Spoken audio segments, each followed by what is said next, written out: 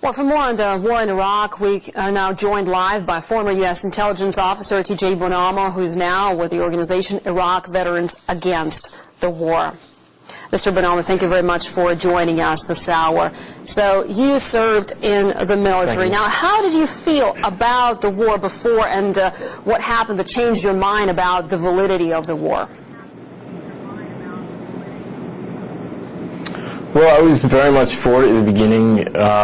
I didn't have a sense that I have now of the manipulation of intelligence, bribing of Iraqi journalists, and everything that happened with Abu Ghraib. And I think probably the most significant thing being U.S. attempts to gain control of Iraq's oil through multinationals. So my views have changed quite a bit since the beginning. Well, some in the U.S. are saying that you have an unpatriotic stand there by protesting against the war while the U.S. troops are there. So what do you have to say to that? Well, I think that's either a very ignorant or very cynical remark to make. You know, my intent is to really uphold the values that this country was founded on, and to get Americans to remember their history. I didn't sign up for the British Empire. I signed up because I wanted, to protect American citizens, and I believe it's important that we work to advance the cause of democracy around the world. But if you look at what the Bush administration was attempting to do in Iraq regarding acquisition of oil resources there, I don't see that as in any way keeping with our values. Well, now you're part of the organization Iraq Veterans Against the War. So what exactly is the organization doing? Well, we'll continue to pressure the Obama administration to live up to his commitments, his campaign pledge to withdraw troops. I understand that he intends to do that on a bit longer of a timeline than he pledged during his campaign. We're calling for withdrawal on as quick a timeline as possible, and I intend to ensure to the best of my ability that there's no residual U.S. presence beyond that time period in the form of an advisory intelligence apparatus. If you look at the history of Iraq under the British Empire, they were able to maintain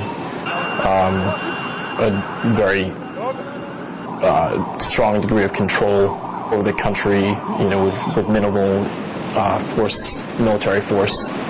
So I think that's important for us to look at. All right. Well, TJ, it's of course the ordinary people that are bearing the brunt of what's going on there, and it's been 6 years since the military operation there started. So how do you think the attitude of ordinary Iraqis changed towards Americans throughout the 6 years? Well, I actually just got back from Iraq. I attended a labor conference in Erbil, where the Kurdistan regional government is headquartered, and we met with Iraqi trade unionists throughout the country. I think that at the beginning, among the Shiites and Kurds especially, there was, I think, some appreciation for the U.S. liberation of the country and overthrowing Saddam Hussein.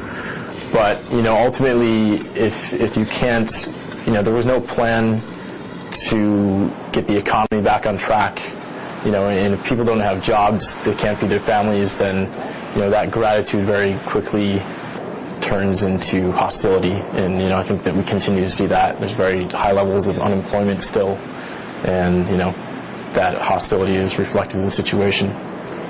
So would you say, though, that the U.S. presence in Iraq is justified?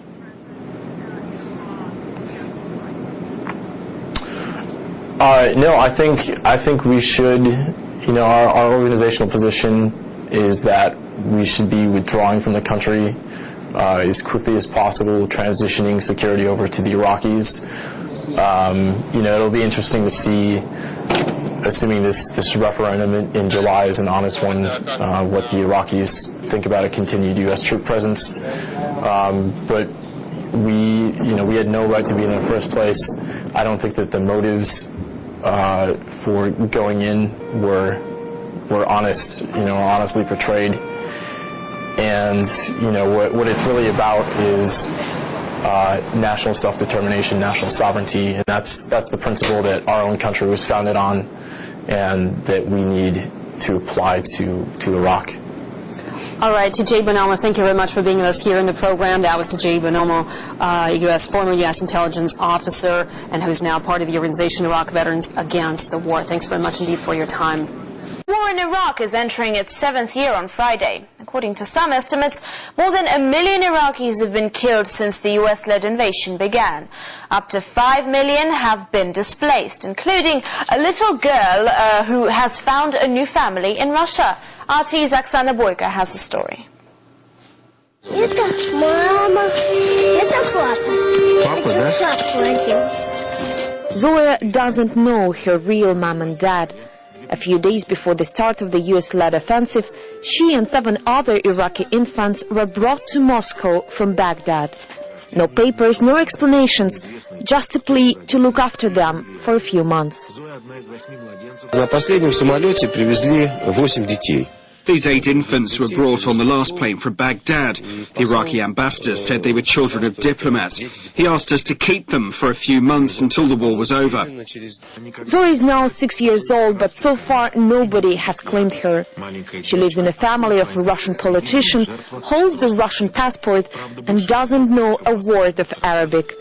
But she's much better off than many Iraqi children who didn't have a chance to trade their heritage for safety. Причем, зная, как управляется эта страна, мы понимаем, что... Knowing how Iraq was run and how this last fight was controlled, we can assume that the decision to bring these kids here was taken at the highest level. I wish they told us whom these children belong to, but on the other hand, sometimes it's better not to know. In February of 2003, when Zoya was born, the world was seething with anti-war rallies. From Washington to Moscow to Tokyo, millions of people took to the streets to say no to the invasion. According to the Guinness Book of Records, February of 2003 saw the largest protest in human history. But the opinion was just a nuisance to the world's top preacher of democracy. On my order, coalition forces have begun striking selected targets of military importance to undermine Saddam Hussein's ability to wage war. These are opening stages of what will be a broad and concerted campaign. It turned out much broader than the former US president intended, but you can hardly call it concerted. Yet after the easy capture of Baghdad and the toppling of Saddam's statue, some skeptics became hopeful. Salam al-Abeidi's family fled Saddam's regime in 1979. His father, a persecuted public figure, found refuge in the Soviet Union, but the family never abandoned hopes of going back.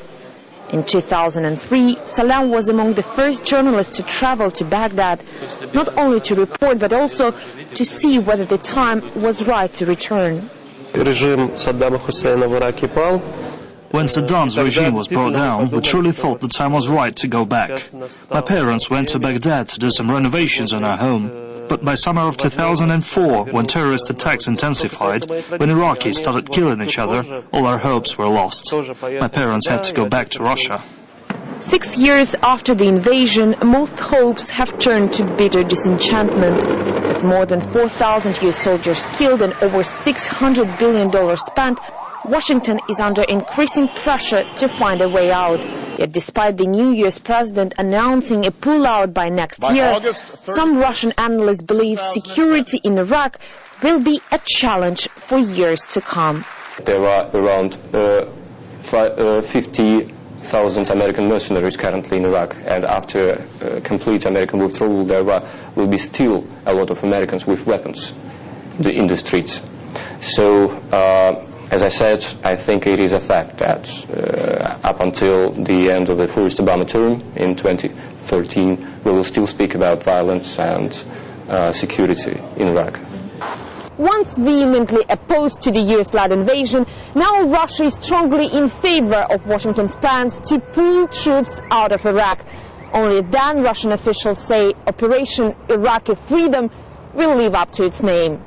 Oksana Boyko, RT, Moscow.